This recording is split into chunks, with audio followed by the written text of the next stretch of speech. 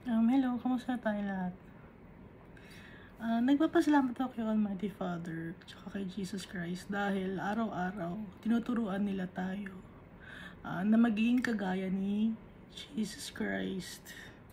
So yung mga na-experience natin, yun ang way para lumakas ang ating faith. Alam ko na narinig nyo na to. Inuulit ko lang para sa mga hindi pa nakakadinig. So kahit ano ang mga na-experience natin, magpasalamat tayo kay Almighty Father. Kasi para sa ikapupuri ng kanyang pangalan yon, at para sa ikapupuri ng pangalan ni Jesus Christ na Savior natin. Kahit ano pa yon, kahit ano pa yon, pasalamatan natin ang tatay natin, si Almighty Father. Kahit masakit, pasalamatan natin. Kahit maganda ang dating ng sa atin ng mga na-experience natin, pasalamatan pa rin natin ang tatay natin. Kahit hindi maganda, pasalamatan pa rin natin ang tatay natin. Dahil yun ang way ni Almighty Father para lalo tayo mapalapit sa Kanya. Para lalo tayo mapakalapit sa kingdom ni Jesus Christ. Dahil lalong lalakas ang faith natin. Kasi 'di ba dapat pina-practice natin ang faith natin, nabasa natin, 'di ba? So sa last time pinag-usapan natin yung Mark chapter 1. So nabasa natin sa Mark chapter 1 yung andun pa rin si John the Baptist. Siya yung nag-prepare ng way for Jesus Christ bago dumating si Jesus Christ. Siya ang herald.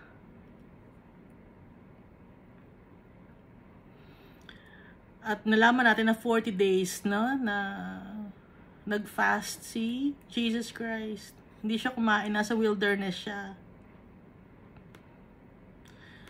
So, dito naman tayo sa John chapter 1.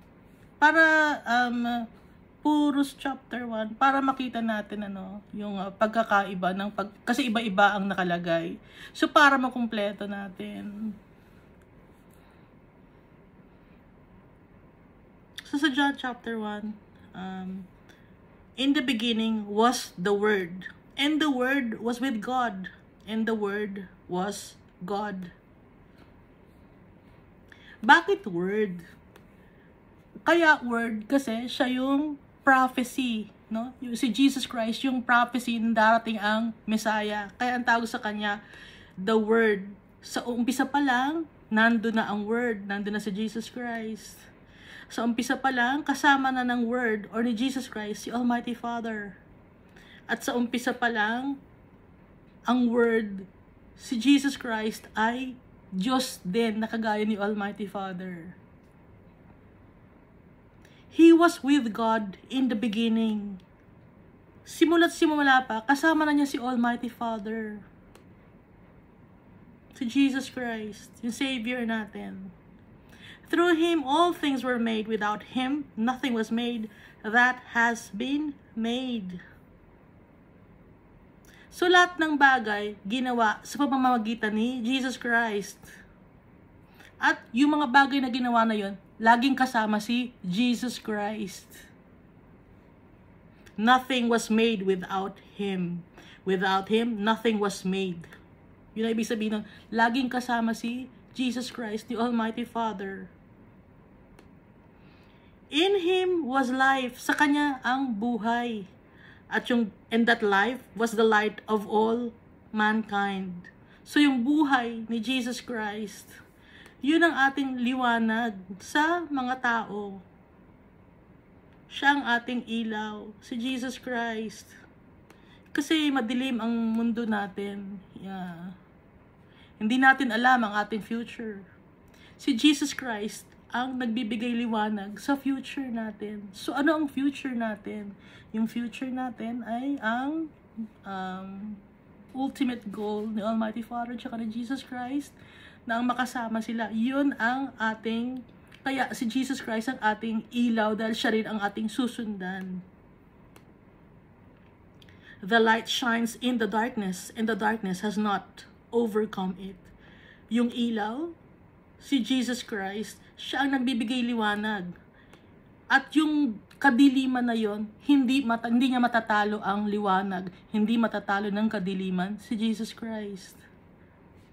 So, kaya didikit tayo lagi sa winner, di ba? Gusto natin dumikit lagi sa winner. So, ang didikitan natin, si Jesus Christ.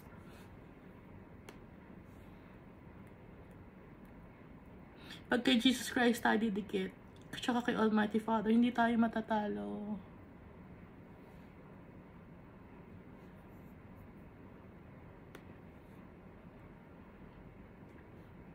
There was a man sent from God whose name was John. So, binanggit na naman dito sa Matthew, Mark, Luke. Ngayon sa Book of John, binanggit na naman si John. Ito si John the Baptist, na anak ni Elizabeth, na binanggit sa Luke. He came as a witness to testify concerning that light. So, si John, no? Nagko-corroborate ito sa Matthew, Mark, Luke, no? Na si John yung witness or nagte-testify na darating ang Messiah. Siya ang nagpe-pave ng way, si John, for the meantime. So, si John ay isang prophet. He himself was not the light. He came only as a witness to the light. So dito binabanggit, si John, hindi siya ang light. Okay? Si John the Baptist, hindi siya ang light. Pero siya lang ang witness. Siya lang ang magte-testify. Siya ang magtuturo sa atin kung sino ang Messiah. Yun ang role ni John the Baptist. Kaya siya ipinanganak. Ang ituro sa atin kung sino ang Messiah.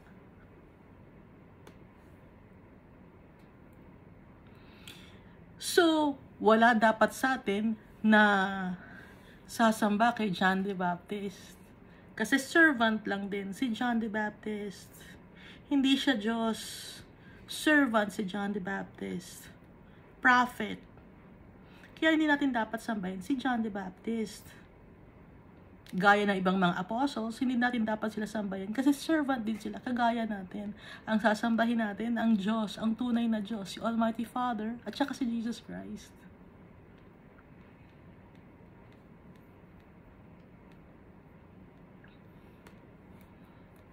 Sa verse 9 na tayo, the true light that gives light to everyone was coming into the world. Ang totoong ilaw na nagbibigay liwanag sa lahat ng tao ay darating na sa mundo.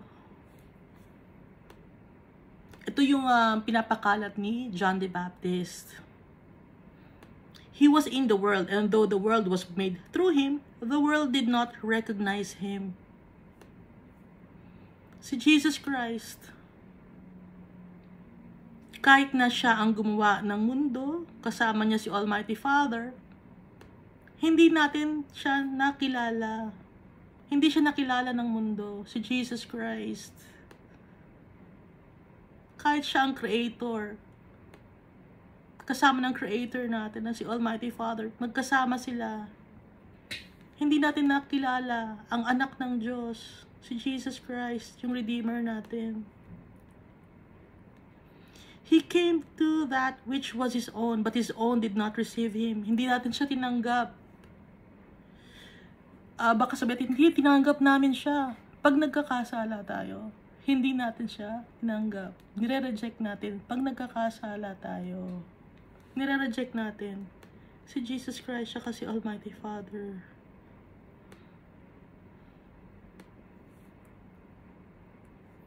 Sa verse 12, yet, to all who did receive Him, to those who believed in His name, He gave the right to become children of God. Kung sino ang naniniwala kay Jesus Christ sa kanyang pangalan, meron siya ngayong karapatan na tawaging anak ng Diyos. Kung sino ang tumanggap sa kanya at naniwala sa kanya, nagkaroon ng faith, kung sino nagmahal kay Jesus Christ, may karapatan silang tawaging anak ng Diyos. So tayo, Dahil tinanggap natin si Jesus Christ, mahal natin siya, naniniwala tayo sa Kanya, may pananampalataya tayo kay Jesus Christ. Kaya may karapatan tayong tawaging anak ng Diyos.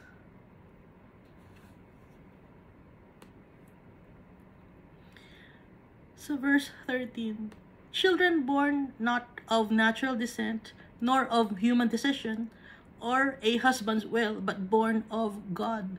So tayo, naging anak tayo ni Almighty Father. Dahil si Jesus Christ ang magrepresent sa atin kay Almighty Father. Hindi yun will ng tao, kundi dahil kay Almighty Father. Dahil sa kabaitan ni Almighty Father. Kaya tayo, maging anak ng Diyos, anak ni Almighty Father. Hindi lang tayo servant, kundi anak tayo ni Almighty Father.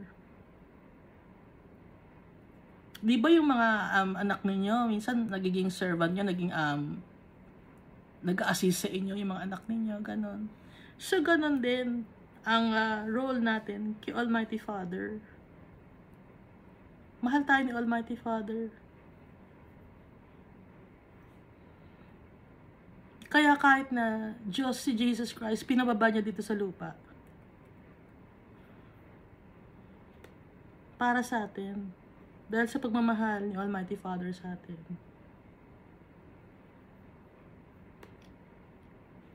Alam ko, narinig niyo na yun ilang beses. Pero inuulit-ulit ko lang.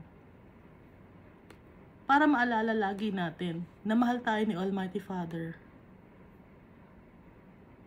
Kasi darating yung mga bagay sa buhay natin na sasabihin natin wala tayong pag-asa, wala tayong nagmamahal sa akin, ganon.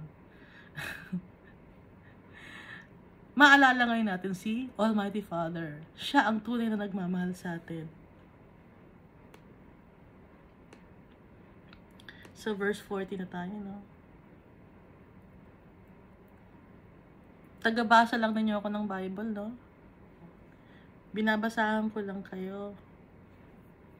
Pero kung gusto nyo magbasa ng sarili nyo, okay lang din, mas mabuti yon. Para sabay-sabay tayong natututo. Walang lamangan sa atin, dahil ang tingin sa atin ng Almighty Father, pantay-pantay tayo. Kahit una ka man na naging Christian, or late ka na naging Christian, na latter part of your days on earth na yung pagiging Christian mo, kapantay-pantay din ang tingin sa atin ni Almighty Father. Yung sinasabing crown of righteousness, crown of, ano ba mga iba yung mga crowns? Yung mga yon, si Jesus Christ yon, yung crown of righteousness.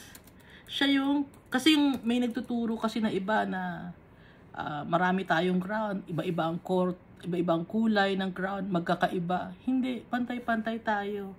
Makikita natin ang pagiging pantay-pantay natin sa paningin ni Almighty Father. Dito sa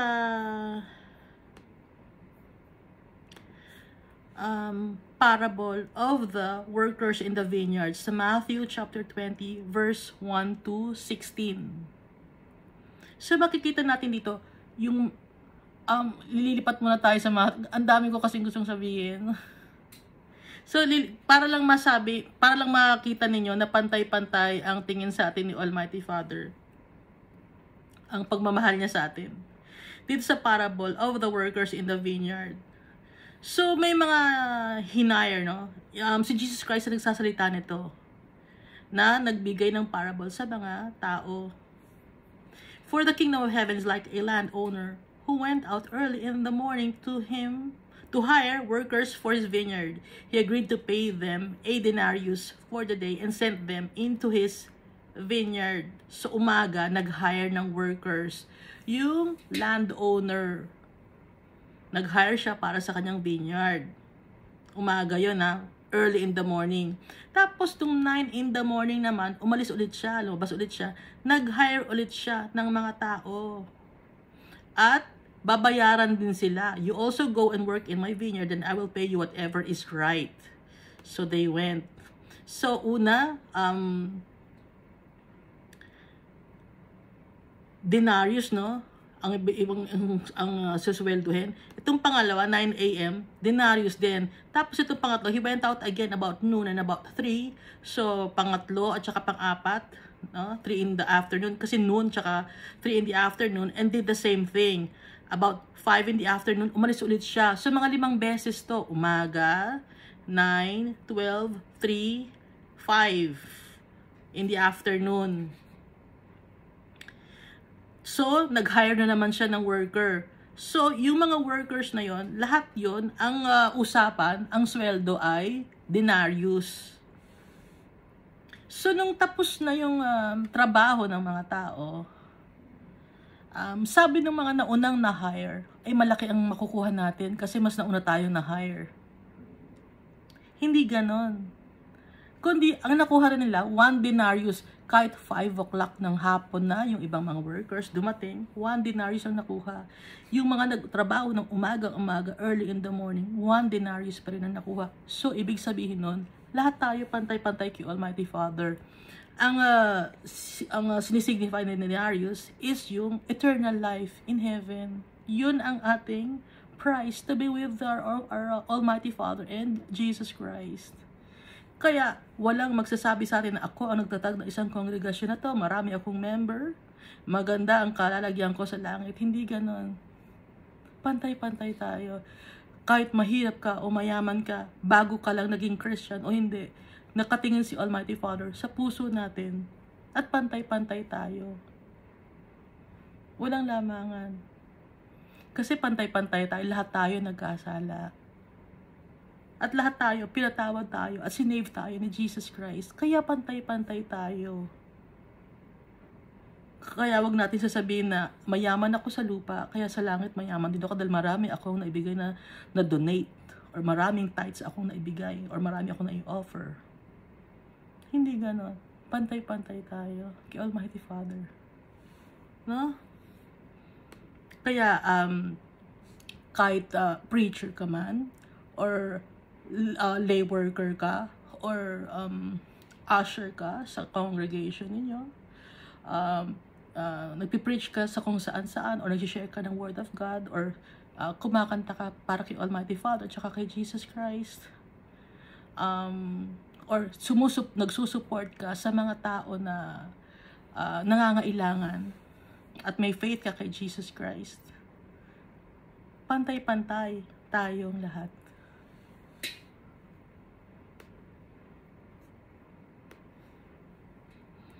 Kaya kahit na nagbabasa tayo ng Bible, tapos ang sikat na mga tao, na mga preachers, pantay-pantay. No? Ganun si Almighty Father kasi anak niya tayo. Wala siyang favoritism.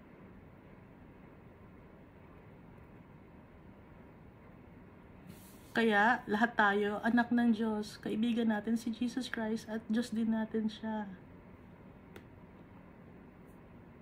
So, balik tayo dito na sa John chapter 1, verse 40 na tayo. The Word became flesh and made His dwelling among us. The Word, si Jesus Christ yun, kasi siya yung na-prophesy sa Old Testament, became flesh, nagkaroon siya ng flesh. At, kasi naging tao siya, pinanganak siya, naging surrogate mother niya, si Mary. So, inuulit ko lang na fertilized egg na si Jesus Christ nung mapunta siya sa womb ni Mary. Kasi walang nangyaring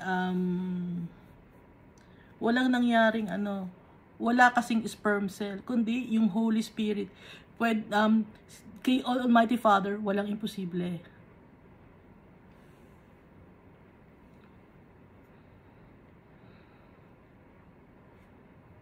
So, nanirahan kasama natin dito sa mundo na to, si Jesus Christ.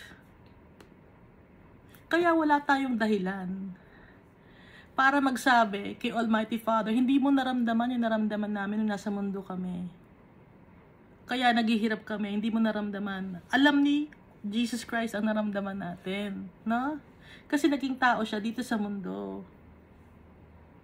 Yung mga pain na nasaktan siya physically, alam ni Jesus Christ yun. Kasi na-experience niya yun.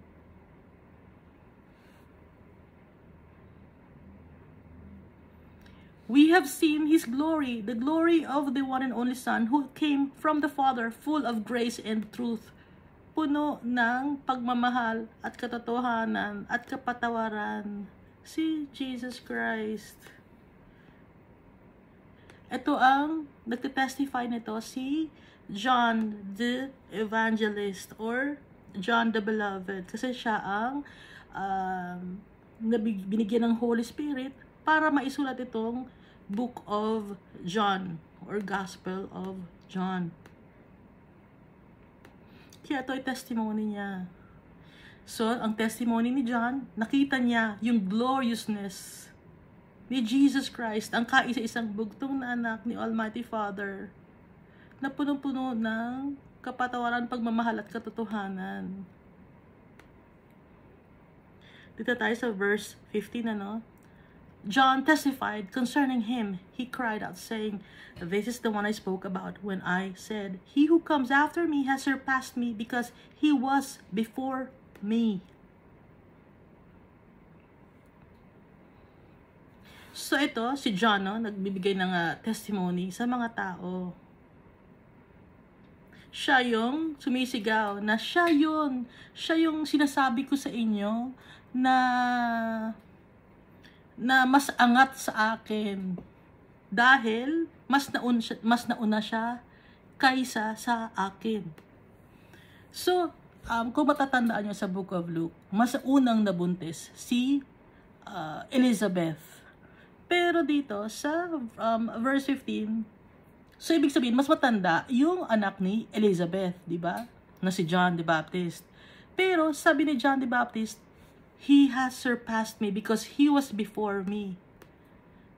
So, ibig sabihin nun,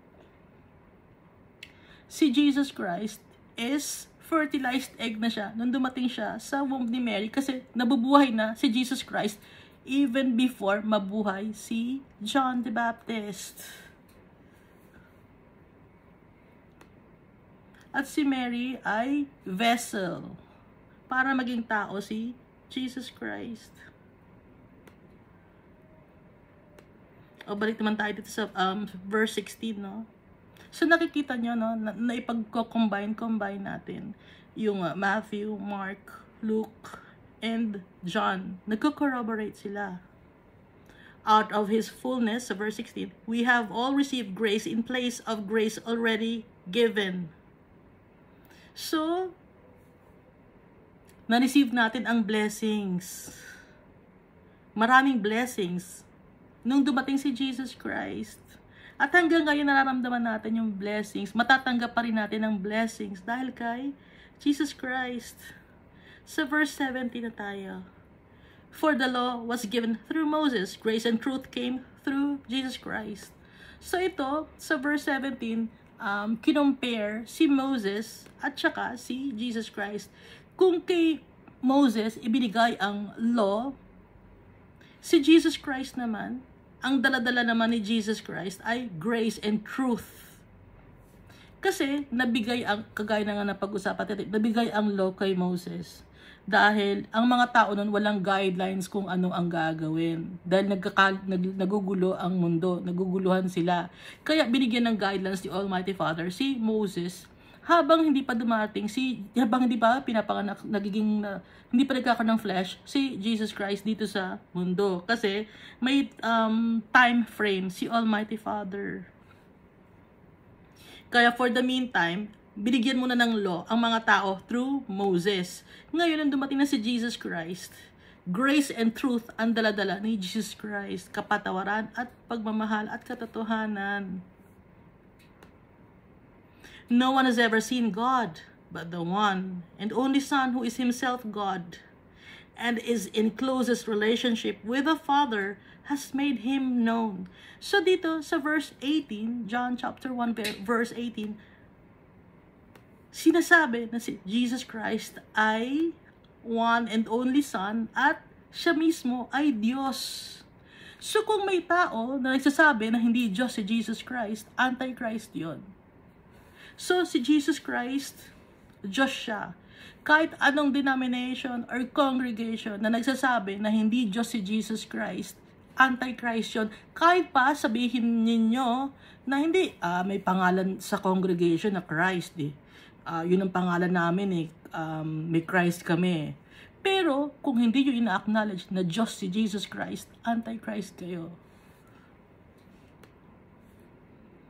Dahil Diyos si Jesus Christ. He is God. Like the Almighty Father. At close sila. Meron silang close relationship. The Almighty Father. Iisa sila ng goal. Iisa sila ng hangarin. Kaya kung ano ang characteristics ni Almighty Father, ganoon din si Jesus Christ. So, yung mga tao, gaya ng mga sinasabi ng mga apostles, pag makikita si Jesus Christ, para na rin nakita si Almighty Father. Kasi iisa sila ng hangarin, iisa sila ng puso.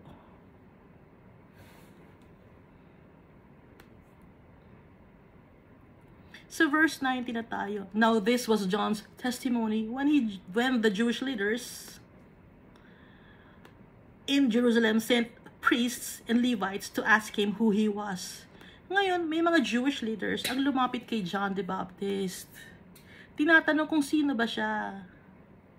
So, mga priests and Levites ang nagtanong, di ba yung mga Levites, kung natatandaan ninyo, lahi sila ng mga high priests. So, tinanong nila si John the Baptist, sino ka ba? Dito sa verse 20, he did not failed to confess, but confessed freely, I am not the Messiah. Sabi ni John the Baptist, I am not the Messiah. So, hindi natin dapat sambahin si John the Baptist. Kasi hindi Messiah si John the Baptist.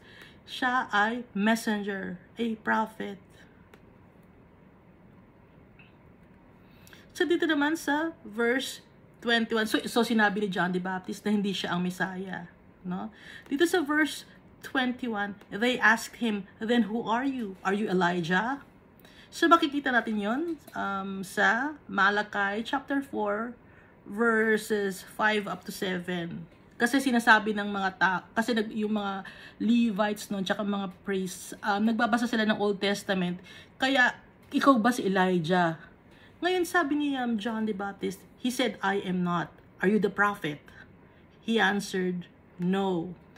So, hindi sinasabi ni John the Baptist na prophet siya. Ngayon, ang daming tao nagsasabi prophet sila. Pero yung mga totoong prophet, hindi nila sinasabi na prophet sila. Gaya ni John the Baptist, hindi niya sinasabi na prophet siya kasi hindi niya alam na prophet siya, hindi siya nag-a-assume na prophet siya. Basta ang sinusunod lang niya ay utos ni Almighty Father. Kaya, ang sagot niya, no. Pero ngayon, alam natin na prophet siya na gaya ni Elijah. Pero siya, si John the Baptist, mababang loob niya, servant siya ni Almighty Father. Hindi siya nag-a-assume na prophet siya. Hindi siya entitled, hindi oo, prophet ako, hindi ganun. Maraming tao ngayon ang gustong maging prophet. Meron ako nakitang school on how to prophesy. Hindi naaaral ang mag-prophesy. Gift ng Holy Spirit ang pagpa-prophesy. Hindi nababayaran, hindi naaaral. Gift ito, yung pagpa-prophesy. Kasi yung nakita ko na School of Prophets ba yun? Or School of Christian, nakita ko sa may advertisement sila, learn how to prophesy. Tapos mag-enroll ka, magbabayad ka. Minamak natin yung Holy Spirit pag ganon. Ganon ba yun? Naaaralin mo lang, magiging prophet ka na? Hindi ganon. Kahit willing ang isang tao maging prophet, kung ayaw ni Almighty Father, hindi ka magiging prophet. Meron akong nakausap na tao na sabi niya, hiniling niya na maging prophet siya. So, ibang lahi ito. Kasi, nagtatanong-tanong din ako sa mga tao. Hiniling niya na maging prophet siya. Pero mahilig ako siya mag-interview. Gusto ko kasing malaman. Hindi Hindi siya. Kasi may hinahanap ako na hinahanap ko yung dalawang tao. Kung nasa lifetime natin, yung dalawang tao na dalawang olive tree, hinahanap ko yun. Kasi yun yung mga sign na malapit nang dumating si Jesus Christ. So, hinahanap ko yung dalawang prophet na yun.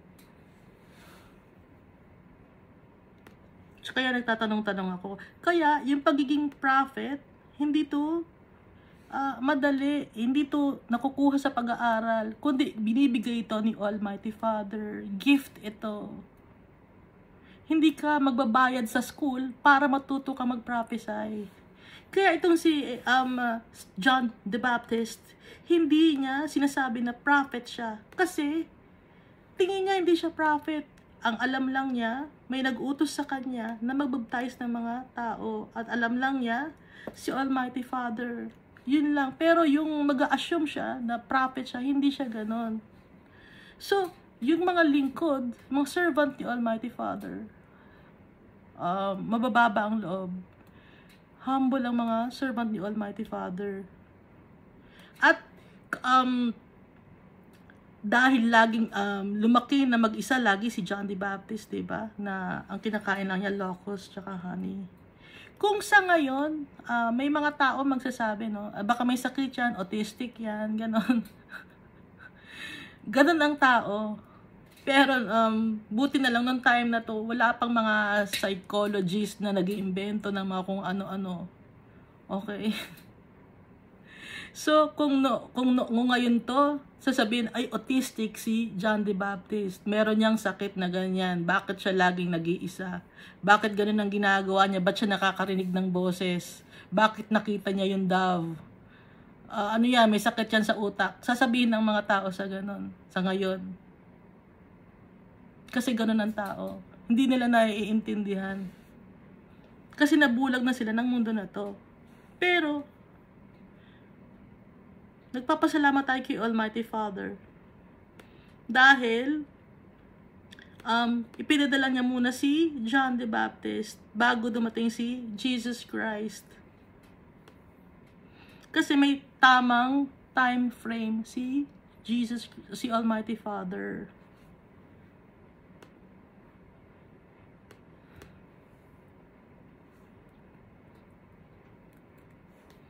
At saka kung mapapansin nyo, itong si John the Baptist, matapang din siya, no?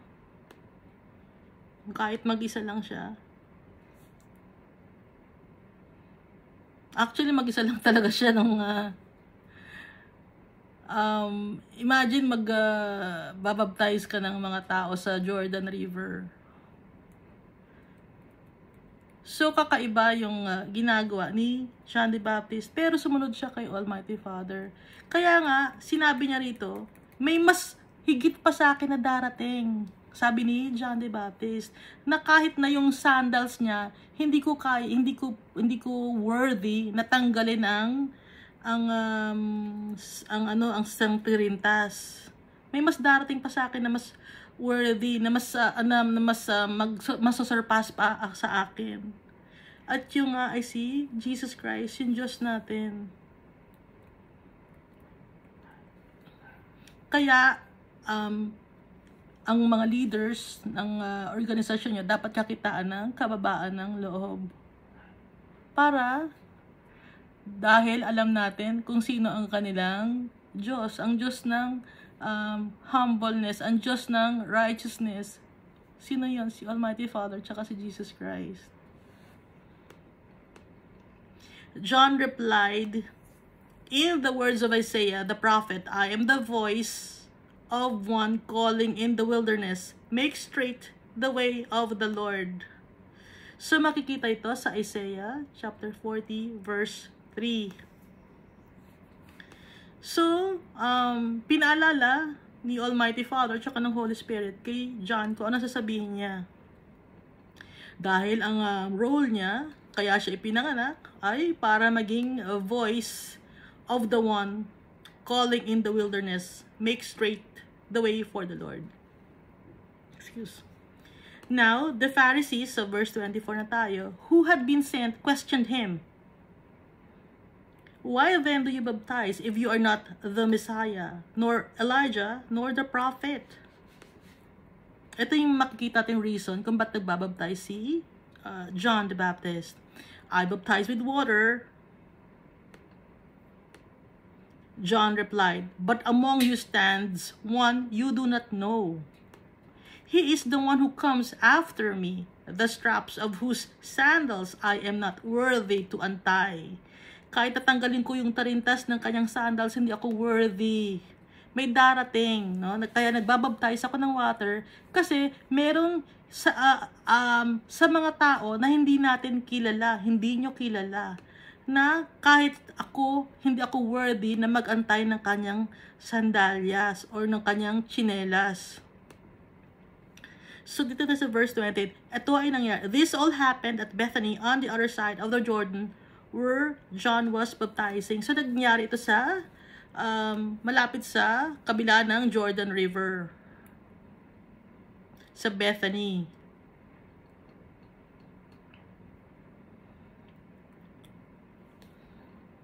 Kasi nagtataka yung mga Pharisees tsaka yung mga Levites kung ba't ganun ang ginagawa ni John the Baptist, no? O dito tayo sa verse 29. The next day, John saw Jesus coming toward him and said, look, the Lamb of God who takes away the sin of the world. This is the one I meant when I said, a man who comes after me has surpassed me because he was before me. I myself did not know him, but the reason I came baptizing with water was that he might be revealed to Israel. So dito sa verse 31, ako mismo hindi ko siya kilala, sabi ni John the Baptist. Pero ang rason kung bakit ako nagbabaptize ng water ay para makilala siya ng mga tao. Makilala siya ng mga chosen people. Makilala siya natin. Kaya ako nagbabaptize ng water.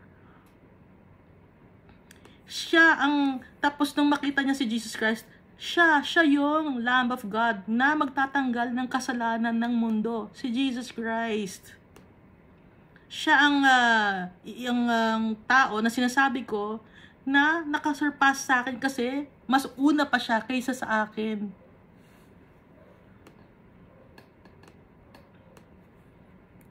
So mas una pa si Jesus Christ kasi, kaya mas una pa si Jesus Christ dahil kasama na ni Almighty Father si Jesus Christ bago pa man gawin itong mundo na to.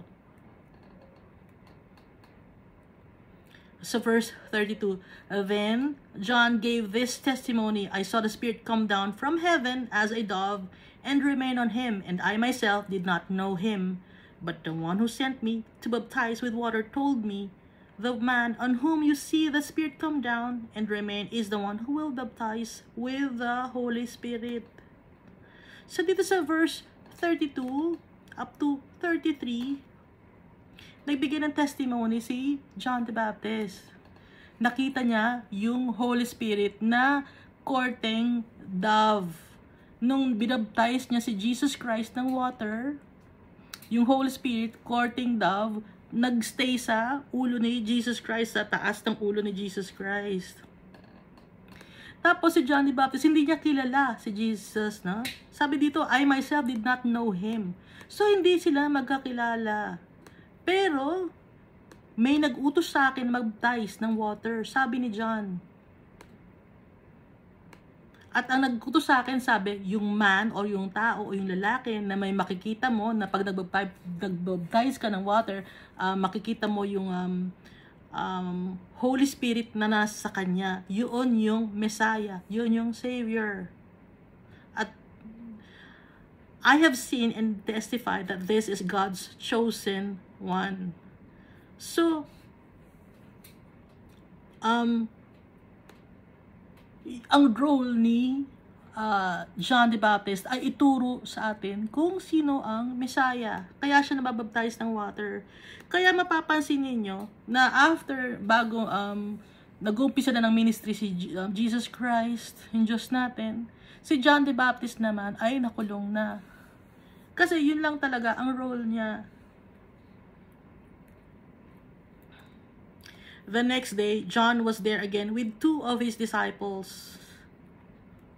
When he saw Jesus passing by, he said, "Look, the Lamb of God." Sinasabi niya sa mga tao, ayun ang Lamb of God. Siya yung Messiah, siya yung Savior. Sa kanya nagstay ang Holy Spirit in a form of a dove. Ayun, siya yun. When the 2 disciples heard him say this, they followed Jesus. So may mga disciples, may mga naniniwala din kay John the Baptist. So may mga disciples siya. Ngayon, yung 2 disciples ni John the Baptist, nung sinabi ni John the Baptist na yun ang Messiah, yun ang Savior natin, ang magtatanggal ng kasalanan ng mundo, sinundan ng 2 disciple ni John si Jesus. Turning around, Jesus saw them following and asked, "What do you want?" They said, "Rabbi," which means teacher, "where are you staying?" So yung 2 disciples ni John the Baptist, tinatanong siya, "Rabbi, saan ka nakatira?" Sabi ni Jesus Christ, "Come," he replied, "and you will see." So they went and saw where he was staying, and they spent that day with him. It was about 4 in the afternoon. So 4 p.m. na yon. Nakita nila kung saan nag-i-stay si Jesus Christ. Ngayon, isa sa mga disciples ni John the Baptist, si Andrew. Okay? So dito tayo sa verse 40. Andrew, Simon Peter's brother, was one of the 2 who heard what John had said and who had followed Jesus. So dating follower disciple ni John the Baptist, si Andrew. At nung malaman ni Andrew na ang Messiah ay si Jesus Christ na ang sinundan niya. The first thing Andrew did was to find his brother Simon and tell him, "We have found the Messiah." So excited si Andrew. Nakita na namin ang Messiah, nahanap na namin ang Messiah. Siya yung Redeemer, Savior ng world. Siya yung King of Kings and Lord of Lords. That is the Christ. And he brought him to Jesus.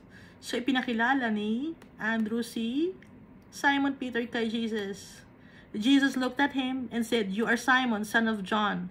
You will be called Cephas," which when translated is Peter. So una pa lang, no? Alam na ni Jesus na tatawag niya Peter si Simon Peter kasi alam na niya kung ano mangyayari. Alam na ni Jesus Christ.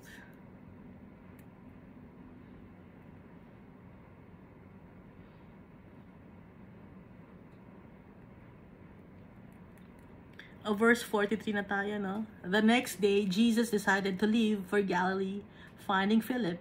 He said to him, "Follow me." So nakita naman ni Jesus Christ si Philip. Ngayon, tinawag naman niya si Philip. Sabi niya kay Philip, "Sundan mo ako." Philip, like Andrew and Peter, was from the town of Bethsaida. Philip found Nathanael and told him, "We have found the one Moses wrote about in the law and about whom the prophets also wrote, Jesus of Nazareth, the son of Joseph." So excited yung mga apostles, nahanap na namin ang Messiah. Ito na yung nasa prophecy. Excited ang mga apostles, tuwan-tuwa sila. Ito namang si Nathanael. Si Nathanael, si Bartholomew siya.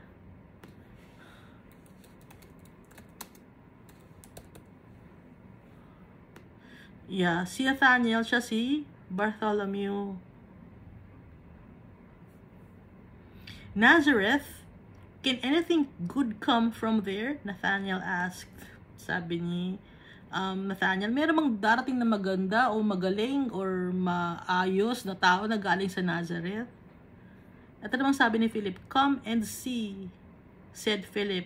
When Jesus saw Nathanael approaching, he said of him, "Here truly is an Israelite in whom there is no deceit."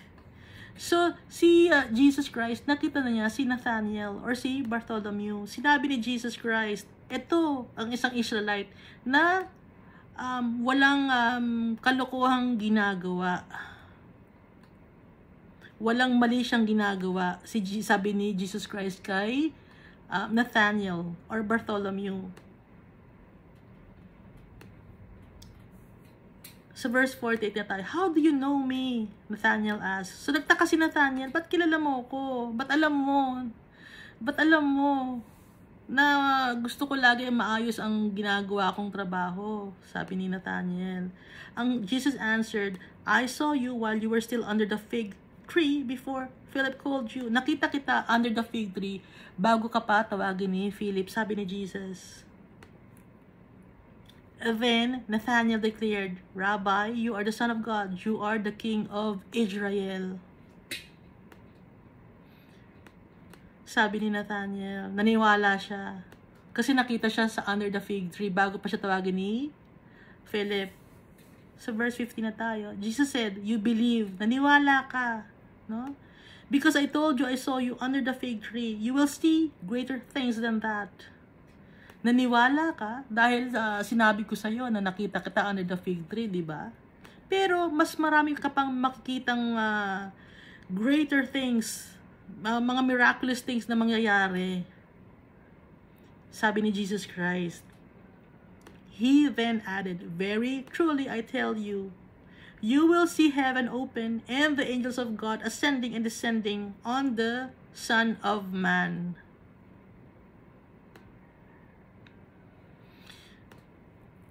So, ang sabi dito ni Jesus Christ, makikita mo yung heaven, bubukas yung heaven. Makikita mo doon yung mga angels going down and going up and coming down on the Son of Man. Makikita mo ang mga angels. Sabi ni Jesus Christ kay Bartholomew or Nathanael, marami ka pang makikitang mga milagro or miracles na mga ano ba yung mga another word for miracle? Kagulat-gulat na mga pangyayari.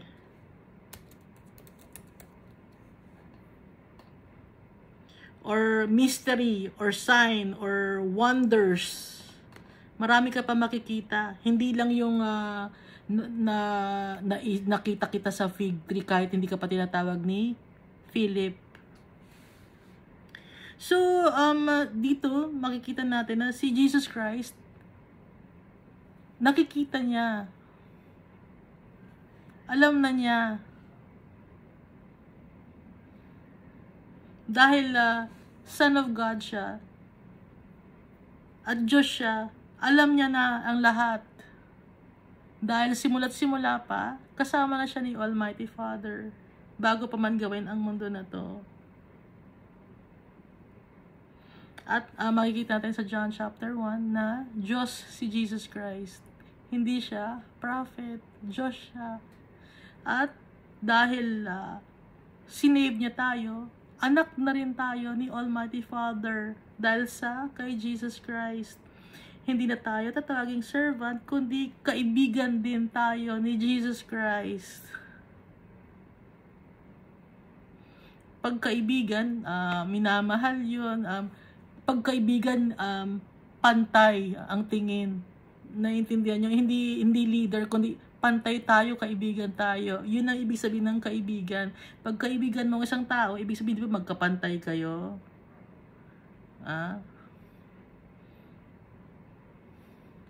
Kaya, kinoconsider tayo ni Jesus Christ na kapantay niya. Kahit wala tayong kwentang tao. Binigyan niya tayo ng importansya. Dahil sa pagmamahal ni Almighty Father sa atin tsaka ni Jesus Christ, kahit bulok yung pagkatao natin, aminin natin bulok ang pagkatao natin, ang dami nating kasalanan. Wala tayong may pagmamalaki. Kaya magpasalamat tayo kay Jesus Christ. Lagi tayong magpe-pray, magbasa ng Bible. Lagi natin silang isipin, yung tatay natin, si Almighty Father. Kasi, lagi tayong iniisip ni Almighty Father. Laging para sa kapakanan natin, ang ginagawa niya, para sa ikabubuti natin. Hindi tayo ginajudge ni Jesus Christ tsaka ni Almighty Father sa ngayon. Darating ang judgment day sa last days. Pero sa ngayon, tinatawag tayo ng tatay natin at tsaka ni Jesus Christ na bumalik na tayo sa Kanya. Bumalik na tayo sa tunay na pamilya natin. Sa tunay na nagmamahal sa atin. Huwag natin kalimutan magbasa ng Bible at lagi tayo mag-pray. Dahil wala tayong makukuhang kalakasan sa kahit saan, kundi ang laging makukuha lang natin kalakasan kay Jesus Christ at kay Almighty Father. Wala nang iba. Lahat ng tao, fina-fail nila tayo. Wala tayong mapagkakatiwala ang tao. Pero si Jesus Christ at si Almighty Father, sila ang pagtitiwalaan natin. Dahil didikit tayo sa pinakamalakas. Yun yung tatay natin. Kaya dapat maging matuwa tayo dahil tinanggap tayo na maging anak ni Almighty Father at tinanggap tayo maging kaibigan ni Jesus Christ. Thank you at mahal na mahal tayo ni Almighty Father. Don't forget to pray.